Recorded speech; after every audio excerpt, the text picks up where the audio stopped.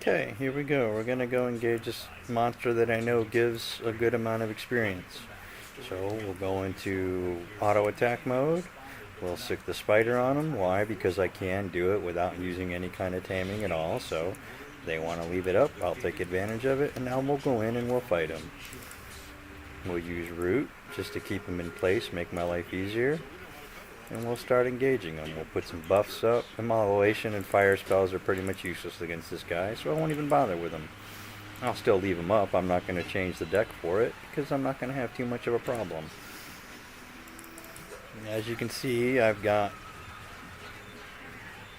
11,000 experience, and it's just going to go down and down and down and down as the fight goes on. Not even going to worry about it.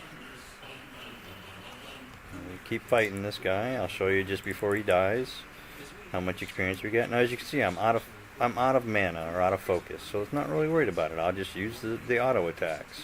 Still going to use the experience pools for the weapon skills. Focus comes up, I'll use spells, I'll add my buffs up, and I'll hit some spells every once in a while. Using what I did, I'm already down 10,000. It's going to go down a lot before this fight's over with.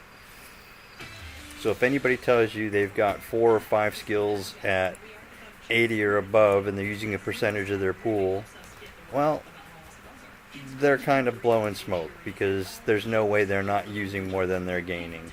Or we'll show you in a minute. And at the moment, for one player, this is the most effective monster to fight to get experience, period. Almost down to 10,000 experience. Again, he's down, he's half at life, or half life. 9,000.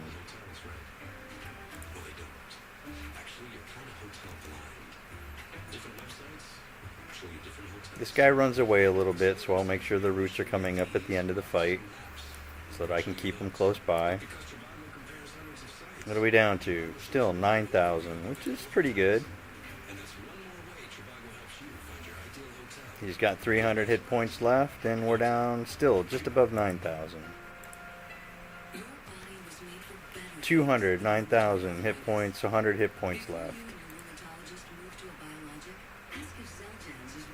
So I went from 9,000 to 16,000.